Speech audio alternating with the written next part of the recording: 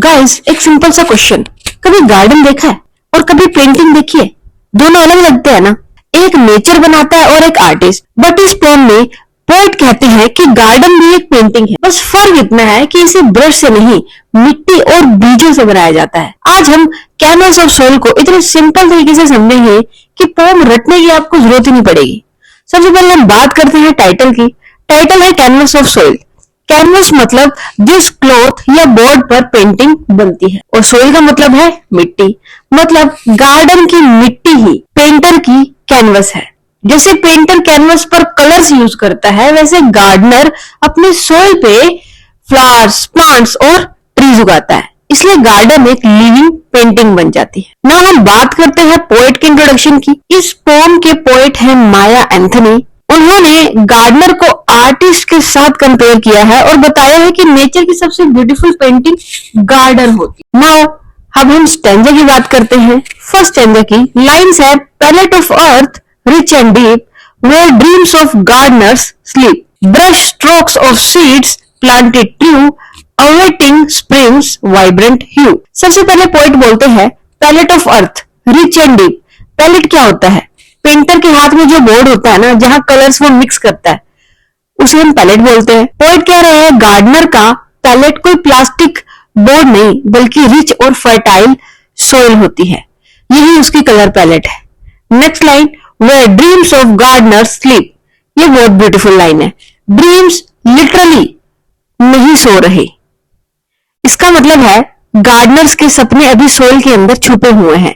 जैसे एक सीड देखने में छोटा सा होता है, पर उसके अंदर पूरा फ्लावर या ट्री छुपा हुआ होता है, वैसे ही गार्डनर का ड्रीम भी सीड के अंदर सो रहा है। Next, brush strokes of seeds. Normally painter brush से कलर लगाता है, लेकिन गार्डनर ब्रश यूज ही नहीं करता। उसके ब्रश स्ट्रोक्स क्या होते हैं? उसके ब्रश स्ट्रोक्स होते हैं सीड्स। हर सीड एक ब्रश स्ट्रोक है। जैसे पेंटर कलर लगाता है, वैसे गार्डनर सीड लगाता है। लास्ट लाइन, ओवेटिंग स्प्रिंग्स वाइब्रेंट ह्यू। अब सीड्स पेशेंटली वेट कर रहे हैं किस चीज का? स्प्रिंग सीजन का, क्योंकि स्प्रिंग में फ्लावर्स ब्लूम करते हैं। गार्डनर कलरफुल बनाना चाह रहा है अपने गार्डन को यहाँ पर, यानी अभी पेंटिंग कंप्लीट नहीं हुई है। आर्टिस्ट वेट कर रहा है सही टाइम का। नाउ स्टैंजा 1 का सिंपल मैसेज है, गार्डनर भी एक आर्टिस्ट है। डिफरेंस सिर्फ टूल का है। पेंटर कलर्स यूज करता है और गार्डनर सीड यूज करता है। Okay, now stanza 2, blossoms bloom a painting sight dancing in the morning light, shades of green red and blue, nature's artwork ever new. अब finally spring आ गई, flowers Bloom हो गए। पोएट कहते हैं garden अब बिल्कुल पेंटिंग की तरह लग रहा है। Dancing in the morning light, obviously flowers dance नहीं करते जब मॉर्निंग ब्रीज चलती है। फ्लावर्स हल्का हल्का मूव करते हैं। पोएट को लगता है जैसे फ्लावर्स डांस कर रहे हैं। ये उसकी इमेजिनेशन है। Next, shades of green red and blue. Poet different colours को नोटिस करते हैं। Green leaves, red flowers, blue sky, सब मिलकर एक ब्यूटीफुल पेंटिंग बना देते हैं। Nature's artwork ever new. ये लाइन बहुत इंपॉर्टेंट है। पेंटर की पेंटिंग एक बार कंप्लीट हो जाती है, लेकिन नेचर की पेंटिंग रोज चेंज होती है। नए फ्लावर्स, नई लीव्स, नए कलर्स, हर दिन कुछ नया। इसलिए पोएट बोलते हैं नेचर का आर्टवर्क कभी ओल्ड नहीं होता, हमेशा रहता है फ्रेश। नाउ स्टैंजा 2 का जो मैसेज है वो सिर्फ इतना है, नेचर दुनिया की सबसे अमेजिंग आर्टिस्ट है और गार्डन उसकी मास्टरपीस है। Now stanza 3, each plot a canvas wide where art and life coincide in the hands of those who till garden becomes paintings still। Poet कहते हैं गार्डन का हर छोटा पीस एक बड़ा कैनवस है। where art and life coincide मतलब together exist करते, इकट्ठे एग्जिस्ट करते हैं। गार्डन में सिर्फ ब्यूटी नहीं होती, लाइफ भी होती है। फ्लावर्स, बटरफ्लाईज, बर्ड्स, बीज, फ्रेश एयर सब एक साथ होते हैं। इसलिए गार्डन में आर्ट और लाइफ दोनों मिलते हैं।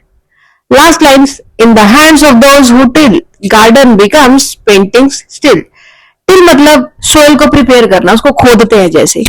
पोएट गार्डनर के हार्ड वर्क को अप्रिशिएट करता है। यहाँ पे वही इंसान जो मिट्टी में मेहनत करता है, उसके हाथों से ऑर्डिनरी लैंड एक ब्यूटीफुल पेंटिंग बन जाती है।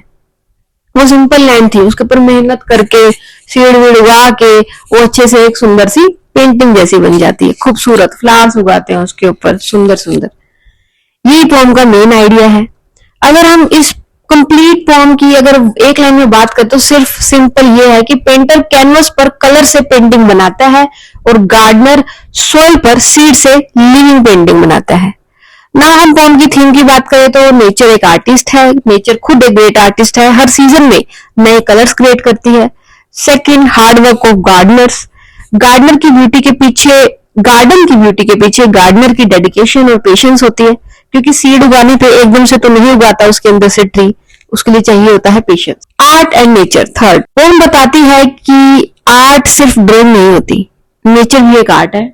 Fourth, hope and patience, seeds लगाते ही फ्लावर नहीं आता, वेट करना पड़ता है, लाइफ भी ऐसी ही है, पेशेंस से ही सक्सेस मिलती है। ना अगर हम पोएटिक डिवाइसेस की बात करें तो यहाँ पे यूज हुआ है एक्सटेंडिंग मेटाफर, मतलब जो कि मोस्ट इंपोर्टेंट है।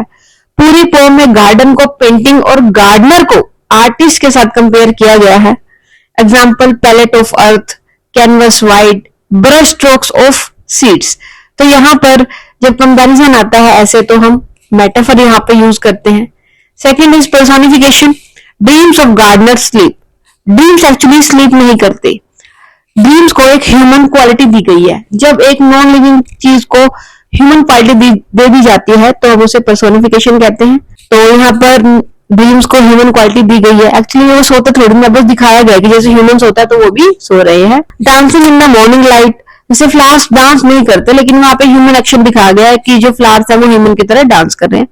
नाउ इमेजरी, पोएट ऐसे वर्ड्स यूज करते हैं कि पिक्चर में मतलब माइंड में पिक्चर बन जाती है, जैसे ग्रीन रेड ब्लू फ्लावर्स की, मॉर्निंग लाइट, गार्डन, तो रीडर इमेजिन कर लेता है साथ साथ कि क्या बात हो रही है। नाउ अलिट्रेशन, पहले rich and deep, repeated sounds यहाँ पर एक म्यूजिकल इफेक्ट क्रिएट करने की कोशिश कर रहे हैं। यहाँ पर सिंबलिज्म बहुत अच्छा यूज हुआ है कि सीड सिंबलाइज करता है होप को, फ्यूचर को, ड्रीम्स को, नई बिगनिंग्स को। मोरल सिर्फ इतना है कि हर ब्यूटीफुल चीज के पीछे किसी के पेशेंस और हार्डवर्क होती है।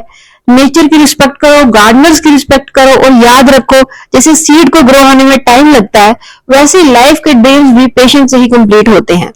तो गाइस, इस पोम का मेन मैसेज सिर्फ इतना है कि पोएट हमें सिखाते हैं कि क्रिएटिविटी सिर्फ पेंट और ब्रश तक लिमिटेड नहीं होती है, गार्डनर भी एक आर्टिस्ट होता है क्योंकि वो मिट्टी को अपनी मेहनत और प्यार से ब्यूटीफुल लिविंग पेंटिंग में बदल देता है। अगर एक्सप्लेनेशन अच्छी लगी हो तो वीडियो को प्लीज लाइक करना, शेयर करना और चैनल को सब्सक्राइब जरूर करना। Till then keep learning.